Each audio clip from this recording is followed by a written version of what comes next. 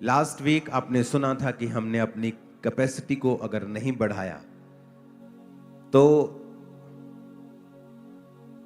परमेश्वर की इच्छा होने के बावजूद भी आप लोगों की लाइफ में वो ब्लेसिंग जो है वो एंटर नहीं करती।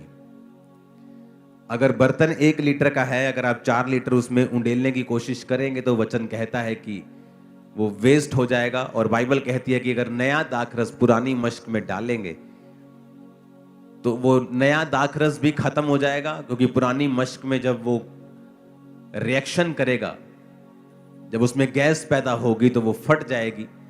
तो परमेश्वर ने कहा अगर नया दाखरस तुम्हें बचाना है तो नई मश्क में डालना होगा। और नई मश्कें चमड़े से बनी होती थी, और चमड़ा जब वो नया होता था तो लचकीला होता था। जब दाखरस डालते थे, जब उसमें गैस पैदा होती थी तो वो लचकीला होने के कारण फटता नहीं था और बच जाता था। तो परमेश्वर ने कहा था अगर तुम्हें नई ब्लेसिंग चाहिए तो मेक श्योर जो तुम्हारी मश्क है, तुम्हारा जीवन है, तुम्हारी लाइफ है, उस नई ब्लेसिंग के काबिल हो। प्रभु यीशु मसीह ने अपने चेलों को कहा कि जब तुम किसी के घर में जाना तो कहना तुम पर आशीष हो। अगर वो आशीष के काबिल हुआ तो वो आशीष उस पर टिकी रहेगी। अगर वो आशीष के काबिल नहीं हुआ तो वो आशीष तुम्हारे पास वापस आ जाएगी। इसका मतलब हमारा भी एक रोल है कि हम आशीष के काबिल बने, कि जब परमेश्वर का दास, परमेश्वर का आत्मा हमें आशीषित करे या हमारे ऊपर वचनों को डिक्लेयर करे, हमारे ऊपर प्रोफेटिक वचनों को डिक्लेयर करे, हमारे ऊपर प्रार्थना को डिक्लेयर करे, तो वो प्रार्थनाएं व्यर्थ ना हो, हम उसके काबिल हों। क्योंकि प्रभु यीशु मसीह ने कहा कि घर घर मत फिरना, एक जगह जाकर एक घर में टिकना और सब लोगों को अपने पास बुलाना, और जिस घर में जाना और कहना कि तुम्हारा कल्याण हो, तुम पर आशीष हो। अगर वो घर आशीष के काबिल नहीं है तो वो आशीष तुम्हारे पास वापस आ जाएगी। इसका मतलब कि ये दो तरह से आशीष मिलती है आपको। एक तो देने वाला आपको आशीषित करे, और दूसरा आप जो हैं आप उस आशीष के काबिल हों। आपने अपनी जमीन को तैयार किया हो, आपने अपने शरीर को, अपने जीवन को रेडी किया हो कि जब परमेश्वर का दास कुछ बोले या परमेश्वर का आत्मा कुछ आपके लिए बोले तो वो आपकी लाइफ में काम करे। क्योंकि मेरे चाहने पर भी मैं अगर 4 लीटर पानी आप पर डाल दूंगा और आपका बर्तन 1 लीटर का है, वो 3 लीटर वेस्ट हो जाएगा, और परमेश्वर नहीं चाहते उसकी आशीष जो है वो वेस्ट हो। इसीलिए ज्यादातर बाइबल में आप देखते हो कि जब भी किसी ने अपने स्पिरिचुअल सन को, कलीसिया को पौलुस ने लिखा या परमेश्वर के और दासों ने लिखा, तो उन्होंने ज्यादातर समय जो है आपकी कैरेक्टर बिल्डिंग के ऊपर लगाया है। जब पौलुस ने मिथियुस को लिख रहा था तो उसने सारा कुछ उसकी कैरेक्टर की, उसके चरित्र की बिल्डिंग कैसे हो उस पर लगाया है। क्योंकि परमेश्वर का दास ये जानता था कि अगर तुम्हारा जीवन इस काबिल होगा तो परमेश्वर की आशीष तुम पर आएगी भी और टिकेगी भी। अपने पड़ोसी को बोलो, परमेश्वर की आशीष तुम पर आएगी भी और टिकेगी भी। ऊंची आवाज में कहो अपने पड़ोसी को, और टिकेगी भी। आमीन। तो हमें ये मेक श्योर करना पड़ेगा कि परमेश्वर की आशीष हम पर आए और टिके। इसके लिए मुझे क्या करना पड़ेगा? मुझे अपने जीवन को चेक करना पड़ेगा, सेल्फ चेकिंग करनी पड़ेगी अपनी, कि क्या परमेश्वर की आशीष जब मुझ पे आएगी क्या वो टिकी रहेगी या वो चली जाएगी। 12 पॉइंट्स में आपसे बात करनी, 4 पॉइंट आपने सुन लिए थे। नम्रता और पश्चाताप, fellowship and serve each other, उदारपन और भलापन, फास्टिंग और सेल्फ डिनायल, ये आपने सुन लिया था। आज हम 5वें पॉइंट की बात करेंगे।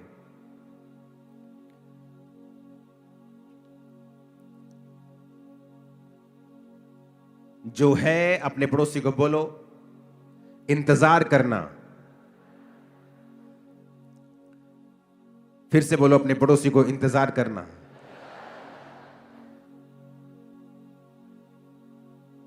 भजन संहिता 46 उसकी 10 आयत को हम पढ़ेंगे। कहता, चुप हो जाओ और जान लो कि मैं ही परमेश्वर हूं। मैं जातियों में महान हूं, मैं पृथ्वी भर में महान हूं। कई बार परमेश्वर जो है वो शोर में नहीं है पर स्टिलनेस में है। बी स्टिल, ये ज्यादा पावरफुल वर्ड है, चुप हो जाओ से। स्टिल होता है कि आप बिल्कुल आप शांत हो गए हैं अंदर से।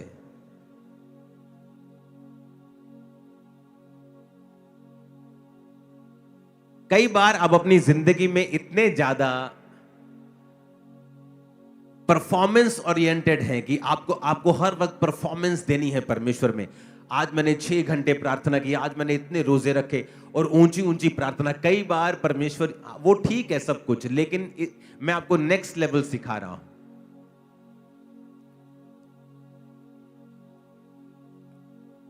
कई बार आपको कोई प्रॉब्लम हो गई, कोई घटना आपकी लाइफ में हो गई, इसको थोड़ा प्रीचिंग मोड पे करना, हल्का सा गूंज कम करना। समथिंग कुछ आपके साथ हुआ, कोई परीक्षा में आप गए, उस समय आप फास्टिंग करते हैं, प्रार्थना करते हैं। कई बार हम भूल जाते हैं स्टिल होना, चुप होना और परमेश्वर के राइट मैसेज को अपनी स्पिरिट में लेना।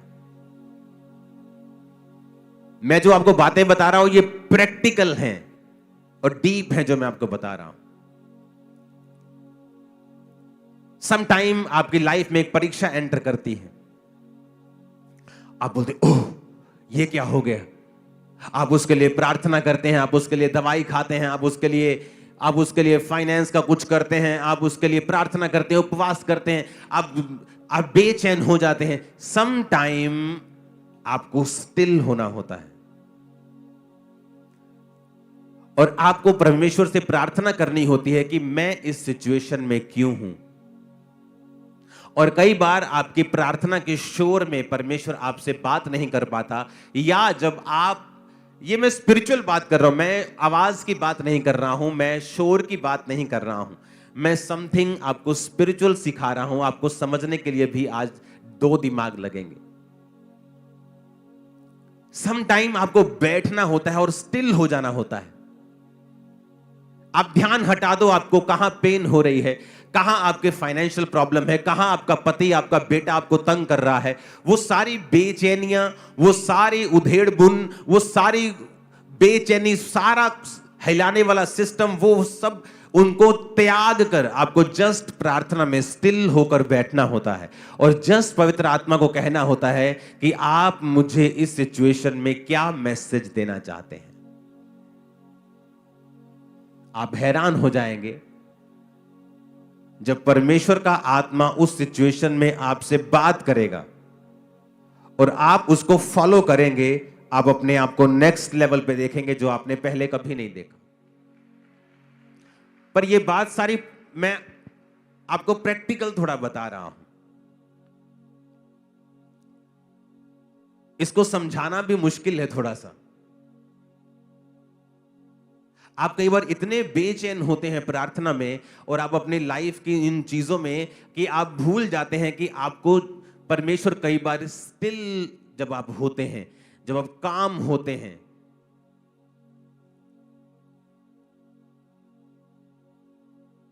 तो परमेश्वर कई बार आपसे बात करता है। फिर आपको राइट मैसेज पवित्र आत्मा देता है कि अब तुझे क्या करना है।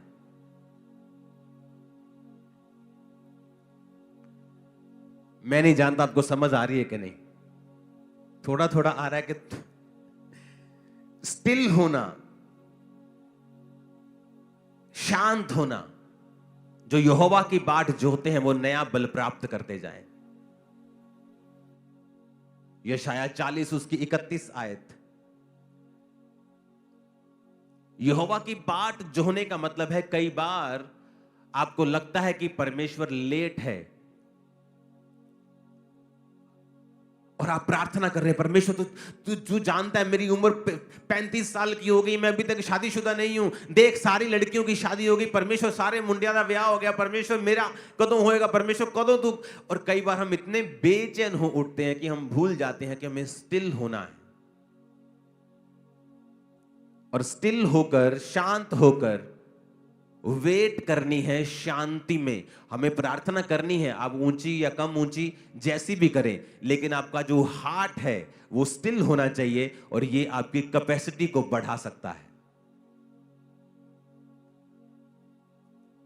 आप स्टिल नहीं हो सकते जब तक आपको परमेश्वर के ऊपर भरोसा नहीं है, जब तक आपको उस पर एब्सोल्युटली आपको ट्रस्ट नहीं है परमेश्वर के ऊपर कि मेरी लाइफ में जो कुछ भी हो रहा है उसमें पूरा पूरा परमेश्वर मेरे साथ है।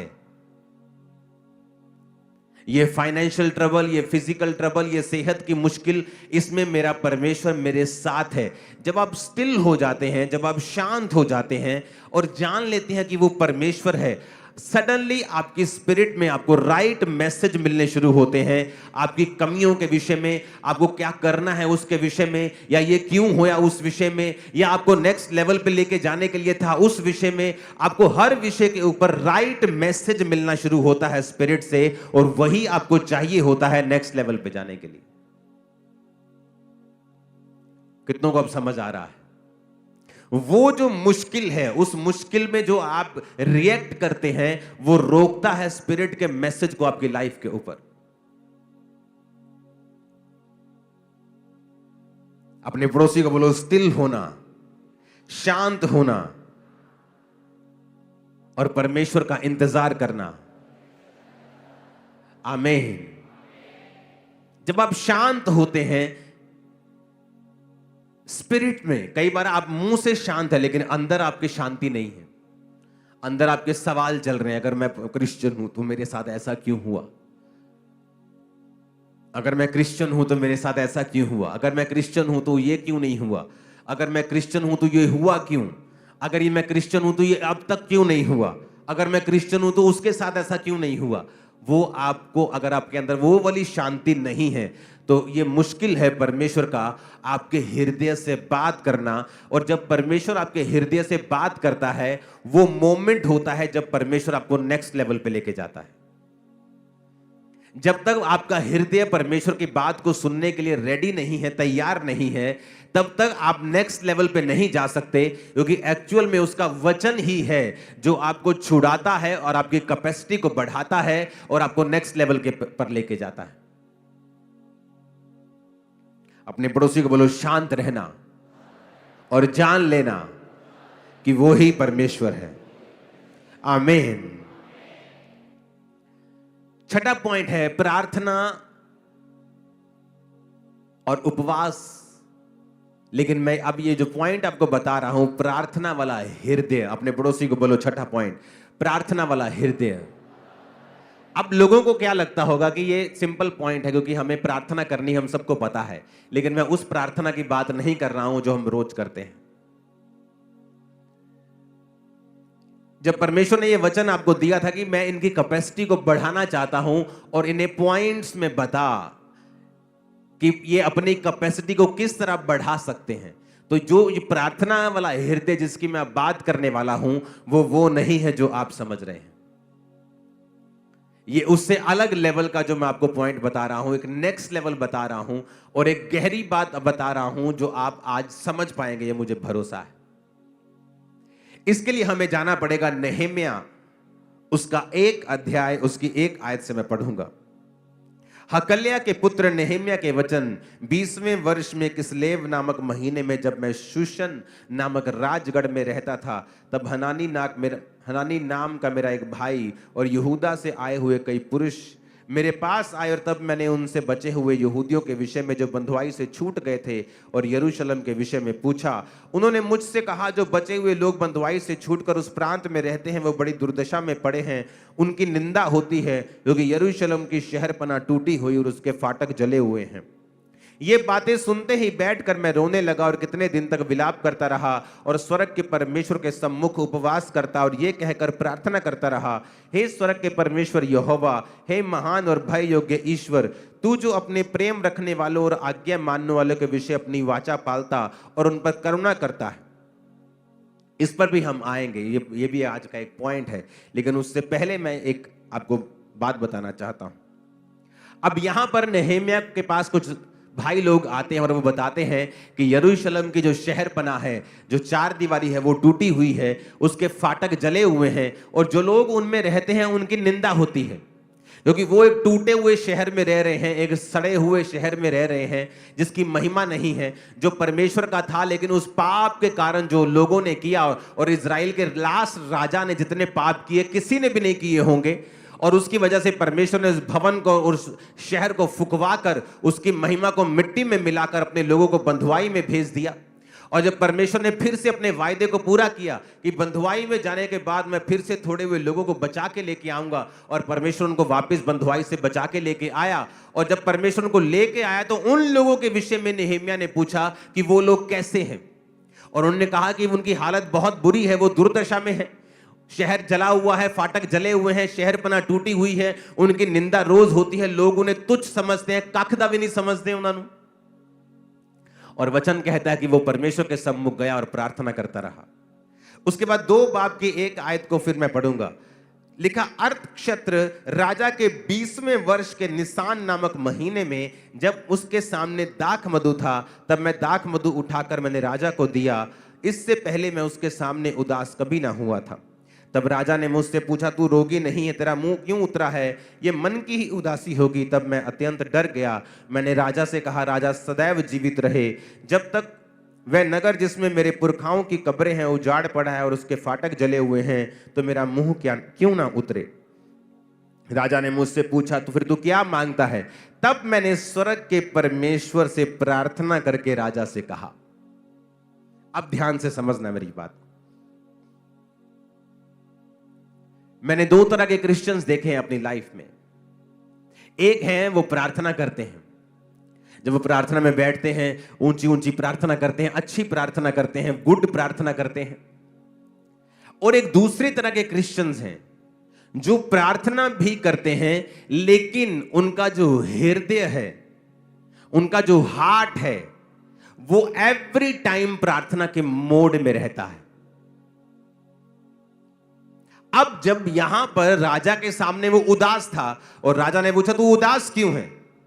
ये तो तेरे मन की ही उदासी होगी। उसने कहा, मेरे शहर की कब्रें उजाड़ पड़ी हैं, वो टूटा हुआ है, मेरा मुंह इसलिए उतरा है। तो राजा ने कहा, बता मैं तेरे लिए क्या करूं?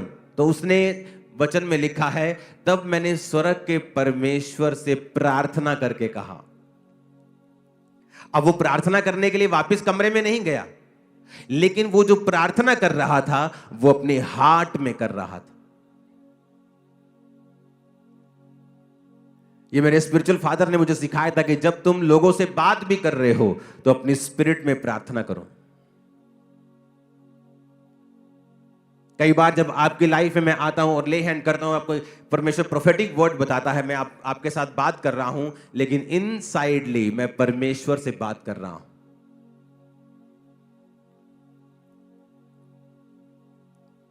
एक पास्टर जिसकी सेवकाई से डॉक्यूमेंटेड मुर्दे चंगे हुए और जी उठे, उसको जब किसी ने पूछा आप कितनी प्रार्थना करते हैं, उसने कहा मैं हर वक्त प्रार्थना करता हूं।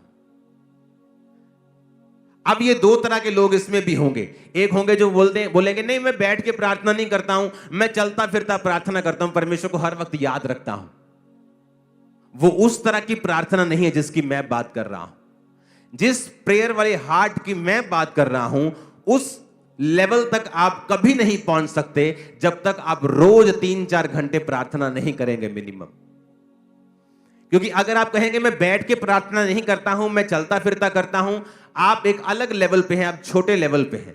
लेकिन जिस लेवल की मैं बात कर रहा हूं, जब आप रोज परमेश्वर के साथ उसको अपना समय देते हैं, आप उसको अपना मुंह दिखाते हैं, आप प्रभु के सामने खड़े होते हैं, और जब आप प्रार्थना से उठकर फिर अपने कामों में चले जाते हैं, अपने बिजनेस में, अपनी जॉब में, अपने डेली अफेयर्स में चले जाते हैं, तब आपका जो हृदय है वो प्रेयरफुल होना चाहिए।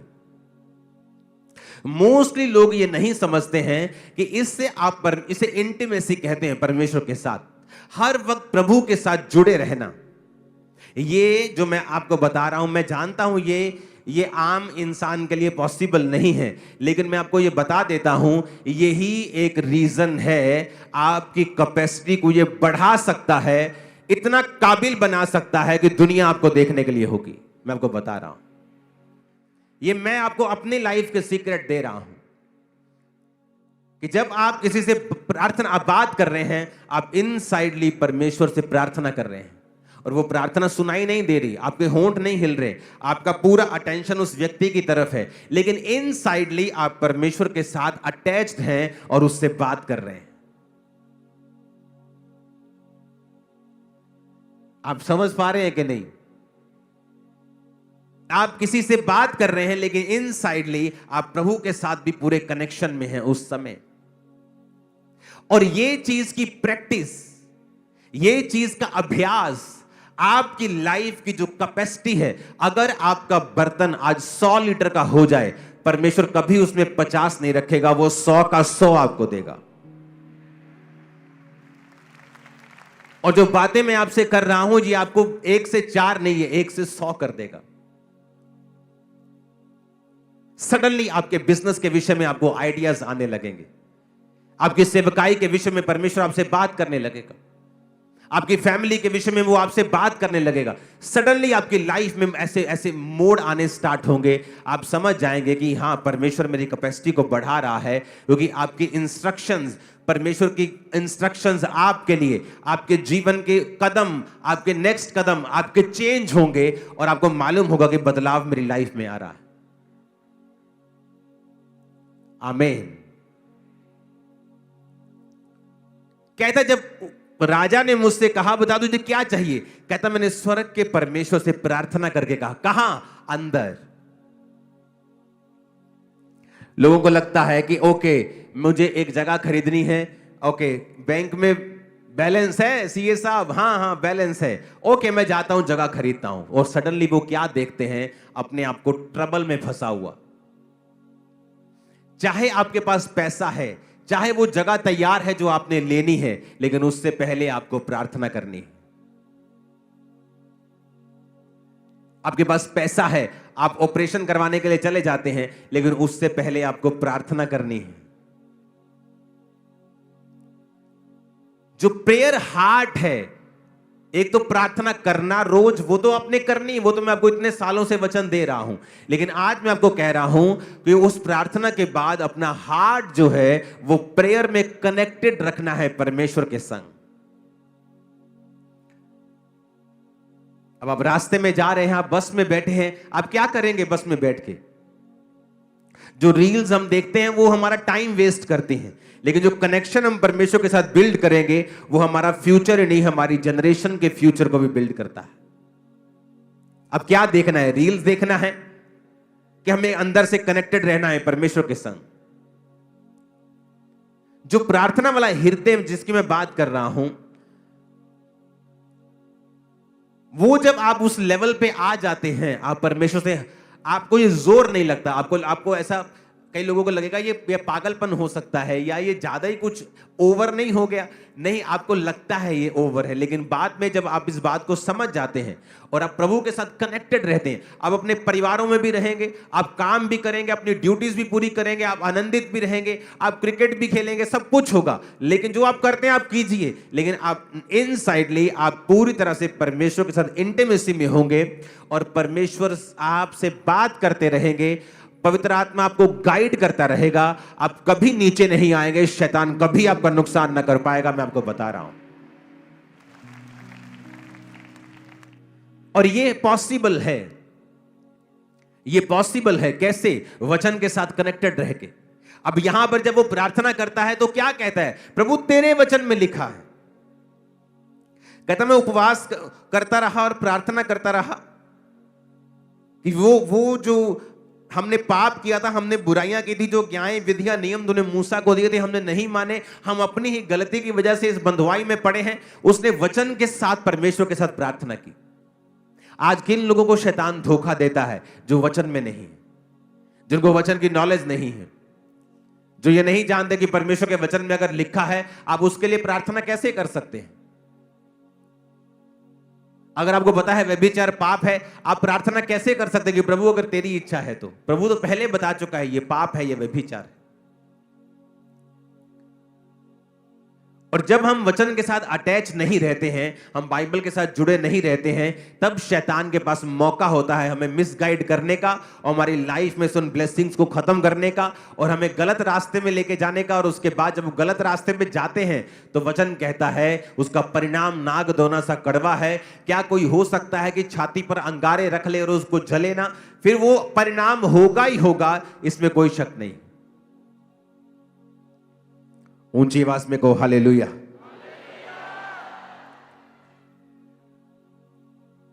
इसीलिए स्टिल रहना,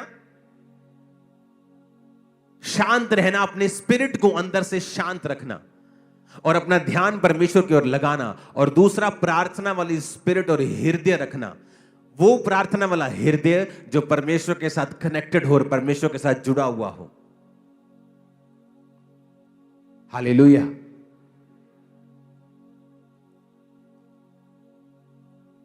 जब आप परमेश्वर के साथ कनेक्टेड होते हैं, फिर आपको फेसबुक से डाटा लेकर प्रोफेसी करने की जरूरत नहीं पड़ेगी।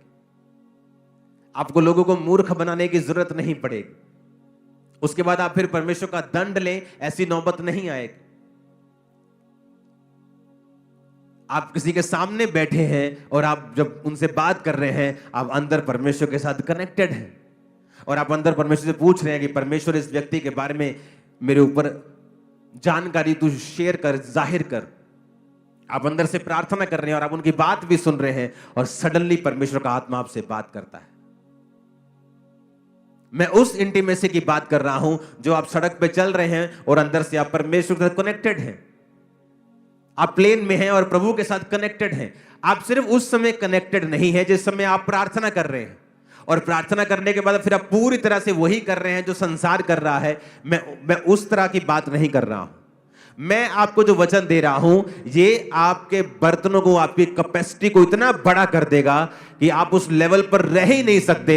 आपको नेक्स्ट लेवल पे जाना ही जाना है, इसी साल जाना है। आमीन।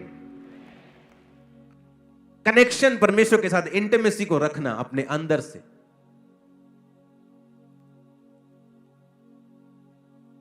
हालेलुया। और ये लेवल तभी पॉसिबल है जब आप रेगुलर प्रेयर करने वाले हैं। खुदा ने कहा जब तू प्रार्थना करे तो जा और अपने द्वार को बंद करके कुंडी लगाकर प्रार्थना कर, तेरा पिता जो गुप्त में देखता है तुझे प्रार्थना का उत्तर देगा। जब तू उपवास करे तो जा और अपने सिर को तेल मल के अपने मुंह को धो कि तेरा मुंह उतरा हुआ ना हो, ताकि तेरा पिता तुझे गुप्त में उपवासी जाने। जो तू गुप्त में करेगा तेरा पिता उसे उसका फल देगा।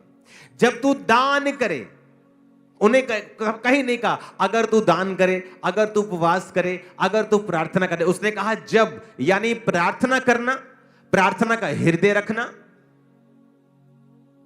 और सातवां है जो कुछ भी करना उसे गुप्त में करना। बाइबल कहती है जब प्रेरितों के काम की कलीसिया शुरू हुई, 120 लोगों के ऊपर जब पवित्र आत्मा उतरा और परमेश्वर का वचन पूरा हुआ कि जब तक प्रतिज्ञा पूरी ना हो, पवित्र आत्मा ना उतरे, तब तक यरूशलेम में मेरी बाट जोहना। जब पवित्र आत्मा उतर गया, गैर भाषा उतरी, तो तब कलीसिया की शुरुआत हो गई। जब कलीसिया की शुरुआत हो गई तो कलीसिया जब स्टार्ट हुई, जब कलीसिया के खर्चे शुरू हुए, तो वचन कहता है कलीसिया के लोगों ने अपनी अपनी प्रॉपर्टी बेचकर प्रेरितों के पांव के ऊपर उस पैसे को रखते थे और वो उस पैसों से पूरी कलीसिया के काम को चलाते थे और सारी सेवकाई को वो करते थे।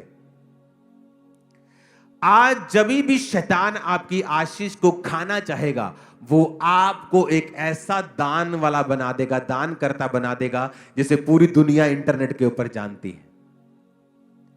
और ये इसलिए है क्योंकि शैतान आपकी आशीष को खाना चाहता है। मेरी टीम को मुझे कहते 15 साल हो चुके हैं कि आप जो कुछ करते हो हमने ऐसा कहीं नहीं देखा है, आप इसे दिखाया करो। और मैं कभी नहीं दिखाता हूं। आपने जो चैरिटी के काम मेरे देखे हैं इंटरनेट के ऊपर, जो हम दिखाते हैं, वो हमारा 1% भी नहीं है, 1%। और सिर्फ इस मकसद के लिए है कि जो 2300 से 2500 मेंटरशिप के अंडर पास्टर्स हैं, जो लाखों कलीसिया हैं, दूसरे कितने देश हैं जो यहां नहीं आ सकते, वो हमें देखें और अपनी कलीसिया में उसी तरह से फॉलो करें। जब भी शैतान आपको देखता है कि आप अच्छे हैं, वो मेक श्योर करेगा कि आप कहीं ना कहीं से वचन को ब्रेक करें, ताकि आप पूरी आशीष परमेश्वर से ना ले सकें।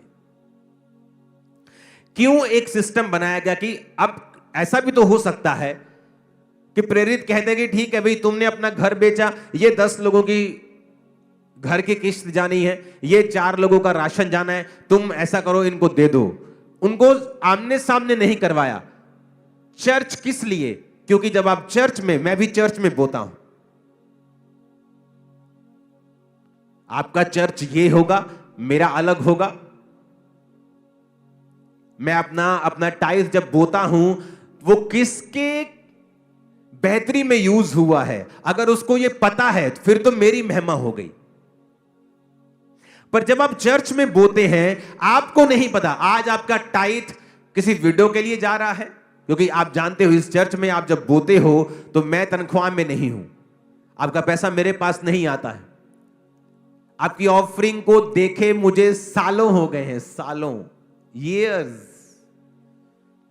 वो एक बड़ी टीम गिनती है, बैंक में जमा करवाती है, बैंक से खर्चे होते हैं, मैं साइन करता हूं चेक्स के ऊपर, और एक टीम उस सभी को देखती है। In house CA, outside CA, in house team, disciples की टीम उसे चेक करती है कि सब कुछ, पैसे की गड़बड़ी कहीं भी ना हो।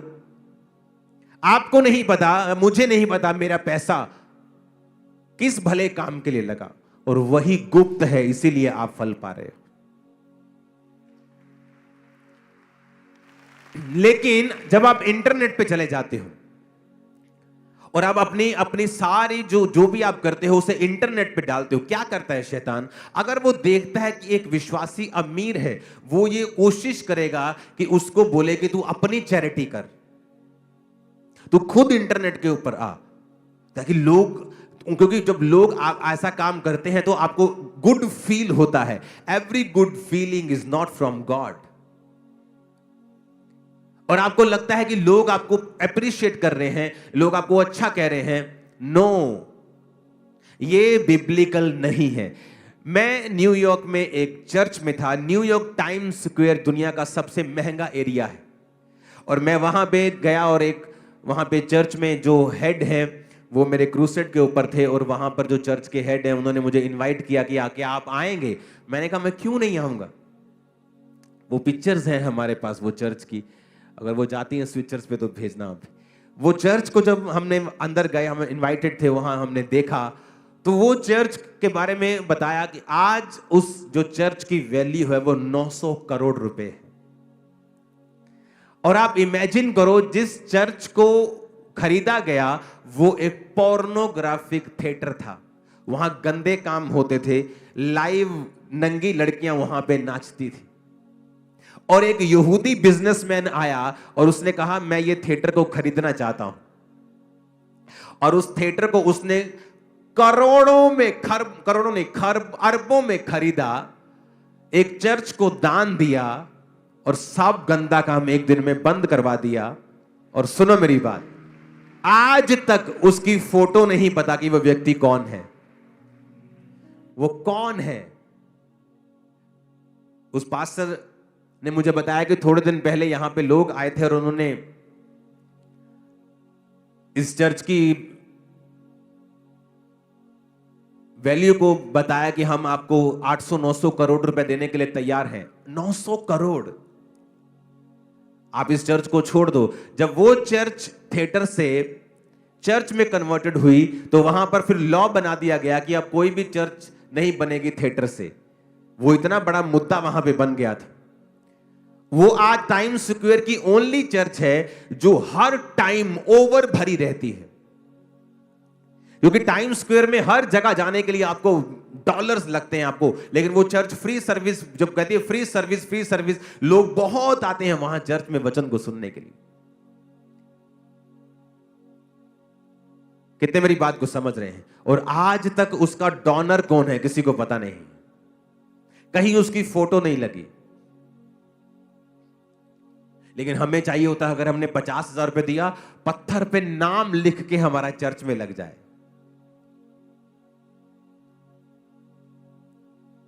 कितने मेरी बात को समझ रहे हैं? क्राइस्ट ने हमें अलग तरह से बुलाया है। ये देखो चर्च आ गई सामने।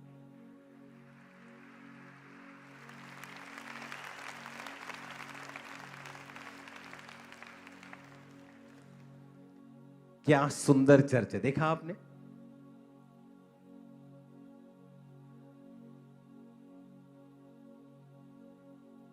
ये वो हॉल है जहां हम गए थे। इसके आसपास ऊपर नीचे बहुत से हॉल्स, बहुत से ऑफिसेस, बहुत सी इसमें और भी चीजें हैं इस हॉल में।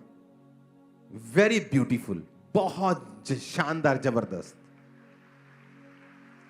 और यहां पर एक भी जगह आपको मालूम नहीं होगा कि किसने।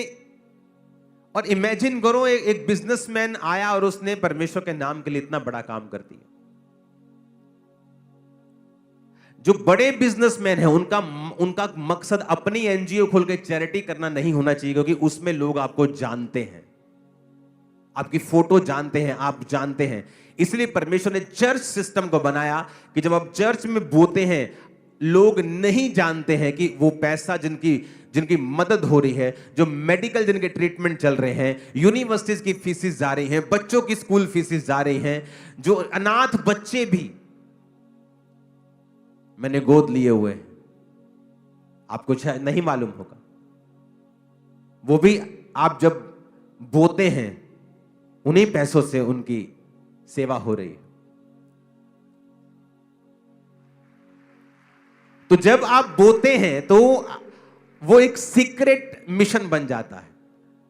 इसलिए परमेश्वर ने चर्च व्यवस्था शुरू की कि हर एक व्यक्ति चर्च में पैसों को लाता था और चर्च में एक कमेटी बना के उन सभी पैसों को लोगों की बेहतरी के लिए काम कर दिया जाता था। तो आज इस चीज से बच के रहना है। अगर आप फाइनेंशियली ब्लेस्ड हैं, मेक श्योर कि चर्च के बड़े से बड़े कामों के लिए आप आगे होने चाहिए। यह है परमेश्वर का एक्चुअल प्लान आप लोगों के लिए। यह है परमेश्वर का मास्टर प्लान आप लोगों के लिए। अगले महीने झारखंड में क्रूसेड है, बहुत बड़ा। तो जब क्रूसेड टीम मेरे पास है तो मैंने उनको बताया कि मैं इंडिया में मुझे 1000 इनविटेशंस हैं क्रूसेड्स के, 1000 से भी ज्यादा ही होंगे। लेकिन जब अभी मैं नाम लेना चाहता हूं उन क्रूसेड्स का। जब मैं क्रूसेड पे गया तो लोगों की टिकटें बिकी वहां पे, जो फ्रंट पे बैठना चाहते हैं चेयर्स के ऊपर, उनकी टिकटें बिकी। और मैंने उस चीज का विरोध किया कि अगर आपने मुझे बुलाना है तो आप मुझे बेच नहीं सकते, आप गॉस्पेल को बेच नहीं सकते। इसलिए मैं हमेशा बहुत कम मैंने डेट्स दी हैं इंडिया की दूसरी स्टेट्स की क्रूसेड्स के लिए। लेकिन जब झारखंड की टीम आई तो मैंने उन्हें बताया कि मैं इस चीज से डरता हूं और इस चीज से मुझे घिन आती है कि जब ये चीजें होती हैं। तो मैंने कहा मैं एक सिस्टम बनाऊंगा कि झारखंड के लिए एक नंबर को हम लॉन्च करेंगे, आज नहीं फिर कभी, या आज भी हम दे सकते हैं वो नंबर अगर आपके पास है तो। सिर्फ नंबर, क्रूसेड की डेट्स नहीं देनी है, वो मैं आपको 1-2 हफ्ते में बता दूंगा। तो इसके लिए हमने एक नंबर बनाया कि इस नंबर पे जो लोग क्रूसेड्स के लिए बोना चाहते हैं, चाहे वो झारखंड के हों, चर्चिस वहां पे कोई भी कलेक्शन अब नहीं कर पाएंगे। उससे क्या होता है कि जो चर्च करवा रही है, मान लो वो तो अच्छी है, लेकिन गलत नाम के ऊपर भी गलत लोग भी पैसा इकट्ठा करना शुरू कर देते। पापा आ रहे हैं, प्रभु का दास आ रहा है, आप पैसा दो पैसा दो, तो मैसेज आने स्टार्ट हो जाते हैं कि आपके नाम से लोग पैसा इकट्ठा कर रहे हैं। तो मैंने एक सिस्टम बना दिया कि चर्च का, अगर खामरा चर्च का क्रूसेड है तो ये बात समझ ली जाए कि कभी भी इसके लिए कलेक्शन नहीं होगी। जिसने बोना है ये एक ही नंबर आपको दे दिया जाएगा, इस नंबर पे कॉल करो कि मुझे इस क्रूसेड के लिए बोना है, मुझे पार्टनर बनना है।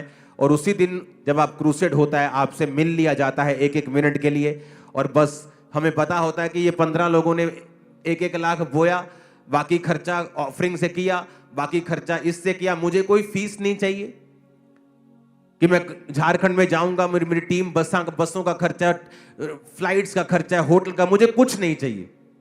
मुझे ये चाहिए कि सारा कुछ क्लीन हो, नीट हो, कोई पैसा कोई किसी से खाया ना जाए, किसी के साथ कोई हेराफेरी ना हो। तो ये नंबर मैंने बना दिया, सिस्टम बना दिया।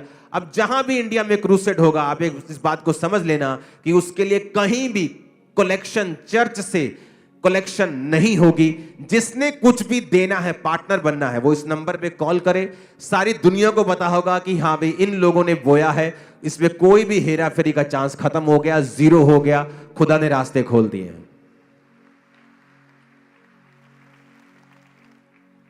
मुझे हमेशा से आदत है प्रोटोकॉल बना के चलने की। फिर वो जो प्रोटोकॉल परमेश्वर मुझे देता है वो लाइफ टाइम चलता है और उसमें कभी गड़बड़ नहीं होती। तो ये प्रोटोकॉल अब बन चुका है कि इस नंबर पे आप कॉल करो, बताओ कि मैं झारखंड क्रूसेड में पार्टनर बनना चाहता हूं, मैं उसमें बोना चाहता हूं, क्योंकि वहां खर्चा लाखों में होगा। क्रूसेड की डेट फाइनल हो चुकी है, मार्च में फाइनल हो चुकी है। आपको मैं बता दूंगा जब समय आएगा, राइट टाइम आएगा, मैं आपको उसको बता दूंगा।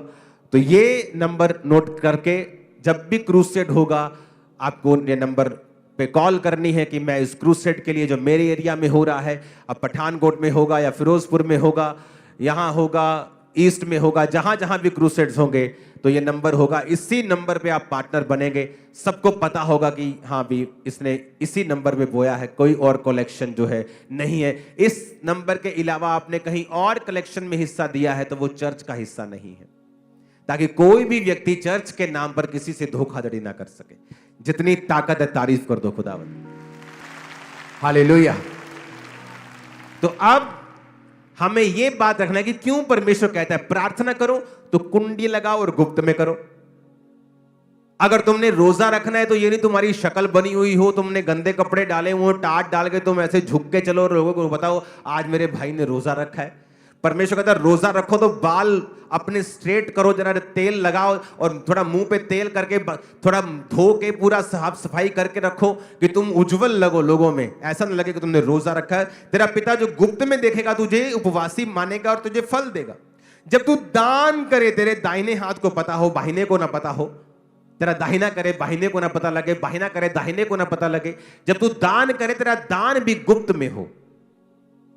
हालेलुया। अगर आप उन लोगों की हिस्ट्री देखेंगे जिन लोगों ने ओपनली आकर और बताया है कि मैं दानी हूं, मैं दानी हूं, आप देखेंगे उनकी रेपुटेशन एक समय में आकर बहुत खराब हो जाती है। उसका उनको कोई फायदा नहीं होता है। आपका दान गुप्त होना चाहिए। यही सिस्टम है। अगर हम अपने आप को कैपेसिटी में बढ़ते हुए देखना चाहते हैं तो जो विजन, जो दर्शन परमेश्वर देता है वो हमेशा कलीसिया को देता है। हालेलुया। परमेश्वर जो है वो मैनेजमेंट का परमेश्वर है। वो अगर आप मैनेजमेंट से बाहर जाएंगे वो आपके संग कभी काम नहीं करता। वो परमेश्वर ऑर्डर का परमेश्वर है। आप कभी बाइबल में बताओ जब परमेश्वर ने मूसा को भेजा कि किसी विश्वासी से परमेश्वर ने बात की हो और मूसा से ना की हो? कभी नहीं। परमेश्वर का एक ऑर्डर था, ठीक है मैं मूसा को ठहराता हूं, मैं मूसा से बात करूंगा, मूसा तुमसे बात करेगा, ये मेरा ऑर्डर है। उस ऑर्डर के बाहर जब भी आप जाएंगे आपको हमेशा निराशा मिलेगी। एक कपल मुझसे मिलने के लिए आए, पास्टर थे और उनकी वाइफ थी, और पास्टर ने डाइवोर्स फाइल कर दिया अपनी वाइफ के खिलाफ। जब उनसे मैं मिला तो मैंने जब उनको देखा तो वही ऑर्डर के खिलाफ चलना। क्या ऑर्डर था कि पास्टर ने कहा जब वो प्रेग्नेंट थी कि तू जा और अभी जाके डॉक्टर के पास जाके इसकी डिलीवरी करवा। डॉक्टर ने कहा तू लेट हो गई है, तू इसकी डिलीवरी कर। उस औरत ने कहा नहीं मैं परमेश्वर से पूछूंगी। जब बात हुई तो इसका रीजन यह था कि वो उसकी जो मम्मी थी औरत की, वो उसको गाइड करती थी बहुत, और वो अविश्वासी थी। तो उसने कहा प्रभु से मैं पूछूंगी। और जब उनके बेटा नहीं था, बेटियां ही थी, जब वो लेट हो गई औरत, तो वो जो बेबी बॉय था पेट में वो मर गया, उसकी डेथ हो गई। और जब वो मुझसे मिले तो मैंने कहा कि जब तेरा हस्बैंड इस बात को कह रहा है जा, तो तुझे पता है कि ये उसकी नहीं, ये परमेश्वर की आवाज है तेरे लिए, क्योंकि परमेश्वर का ये ऑर्डर है कि वो आदमी के जरिए एक हाउस होल्ड से बात करेगा। औरत को जो आदमी ने बनाया है वो कभी मेंटेन नहीं कर सकता, औरत उसको मेंटेन करके रखती है।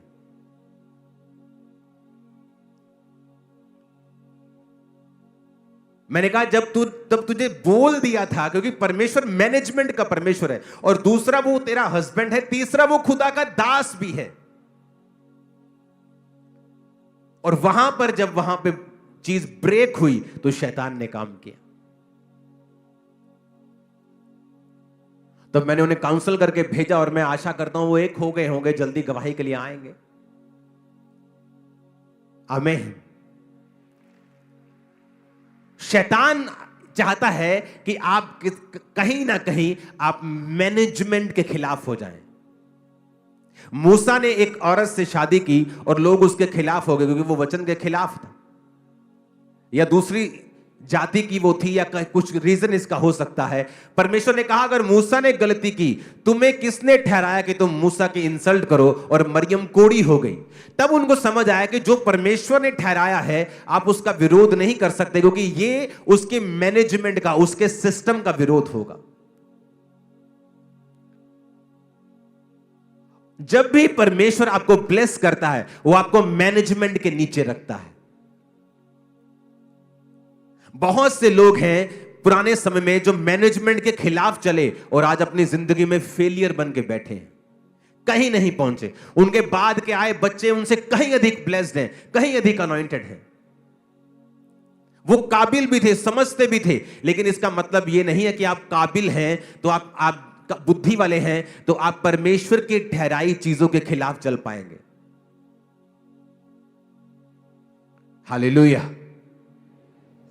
हमें यह समझना होगा कि परमेश्वर ने एक मैनेजमेंट को ठहराया है, एक चर्च ठहराया है, और वो चर्च जो गॉस्पल सेविंग में है, जो सोल सेविंग में है, गॉस्पल गिविंग में है, जो काम कर रहा है, जो हर तरह की चैरिटी कर रहा है, हमें उस मैनेजमेंट के नीचे रहना है। पैसे के मामले में, सेवा के मामले में, प्रार्थना के मामले में, उपवास के मामले में, हर तरह से। और जैसे ही आप ये करना शुरू करेंगे आपकी कैपेसिटी को वो बढ़ाएगा। एक ऐसा आइडिया आपके दिमाग में आएगा जो पहले कभी ना आया होगा। आमीन। ऊंचे वाला चाहिए चर्च। आई थिंक इस वचन को आपको दोबारा सुनना चाहिए एक बार घर जाके, क्योंकि ये वाकई परमेश्वर की ओर से है, और आप अपनी लाइफ में अपनी कैपेसिटी को बढ़ा हुआ देखेंगे। जो मैं आपको दे रहा हूं ये परफेक्ट वर्ड है। अगर आप इसे फॉलो करेंगे तो बिना रिजल्ट के आप नहीं रह पाएंगे। आमीन। एक दिन एक पास्टर मुझसे मिलने के लिए आए दूर जगहों से, और जब मैंने उनको सारी चर्च की चीजें दिखाई, इधर उधर जो पूरी तरह से हम फैले हुए थे तो दिखाया, और प्रेयर माउंटेन, उसने कहा मैंने आपकी लाइफ में रिलैक्सेशन देखी है, इतना काम करने के बावजूद भी ये बहुत इम्पॉसिबल चीज मैं देख रहा हूं कि कहीं क्रूसेड्स हो रहे हैं, कभी मीटिंग्स होने की, फॉरेन क्रूसेड्स हो रहे हैं, सब जगहों पे बात चल रही है, कंस्ट्रक्शंस हो रहे हैं, काम हो रहे हैं, गॉस्पल हो रहे हैं, सुसमाचार रोज 500-700 लोग रोज जा रहे हैं, लाखों लोगों को सुसमाचार दे रहे हैं, मीडिया के जरिए काम। लेकिन आप रिलैक्स कितने हैं? और मैं एक्टिंग नहीं कर रहा हूं, मैंने कहा मैं ऐसा ही हूं, अब मैं ऐसा हो गया हूं। आपकी कैपेसिटी को परमेश्वर बढ़ाते हैं जब आप ये वर्ड फॉलो करते हैं। आमीन। अपने हाथों को उठाओ। आई थिंक आज के लिए इतनी खुराक काफी है। अगली खुराक आपको मैं थर्सडे दूंगा। उठाओ अपने हाथों को।